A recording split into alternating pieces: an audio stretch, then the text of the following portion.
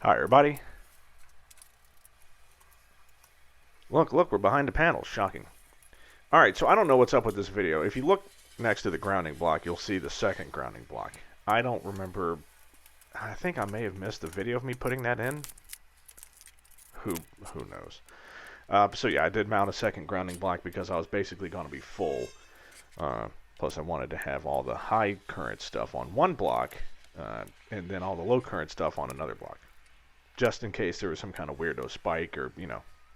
Anyway, in this video, we're going to work on a second comm shelf, which you've already seen and I've already described to you. But now you're getting to see it as we're finally getting the video in the right order. So, for anyone that missed the first one, I need a place to put my second comm. Second comm is a remote comm. I don't have room for it on the radio, on the panel. Or I do technically have room, but I'm not putting it where I have room.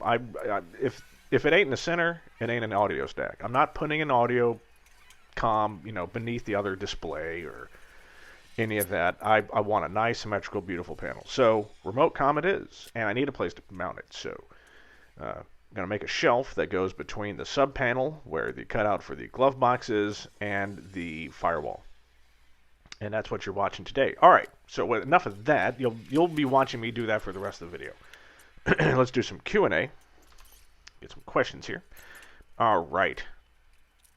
Dan Neindorf asks, what cable strip are you using for your RG-400? That's a good question. So I just have a cheap 2-blade rotary cutter for coax. Get a good one, though. Get the kind that you can adjust the blades. It's totally worth it, but shouldn't be more than $10. Okay, let's see. John Jerriman.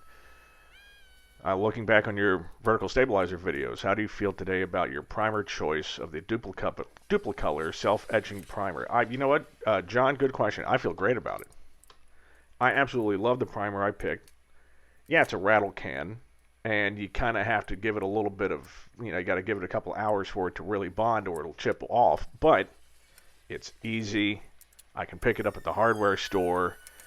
The effort on it is minuscule compared to people that like Scuff, Aladyne, Alumaprep, and then like Asco. Not that there's anything wrong. There's nothing wrong with that, but I just feel it's unnecessary.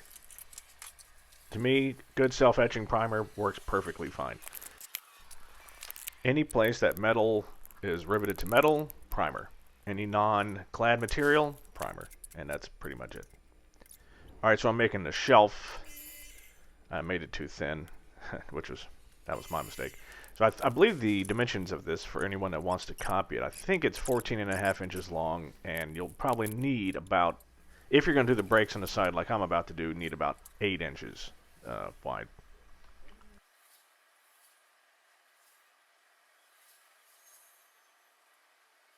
So you can see the two little pieces I have there. I'm going to replace it with this, and then we're actually going to put a break in the edges so that it's very stiff. Because I'm thinking about putting the ECUs, or the electronic controller units, for my fuel injection system on the bottom side of this.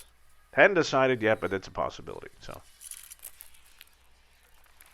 good news, I finally started working on the plane again last night. I don't know what it is. Just, sometimes you get burned out.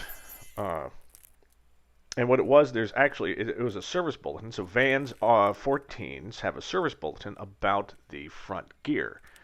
You know what actually I'm going to do as a surprise? So the next video is actually going to be me doing that service bulletin work. I know I just did it last night, but trust me, it's not like the plane's been magically finished over the last couple of months. Nothing's changed. All you're going to see is the front gear. So I worked on that last night, and it was great, and I'm very happy to be back working. In fact, now I'm kind of motivated. It's like, now I want to go work on stuff. You just got to break the cycle. All right, so the panel mount looks good. We got the brakes. We're going to drill some holes in there for, I believe, some nut plates. Thank you for joining me, everyone. Next video, you'll see some cool things. So, there's Steven. See you soon.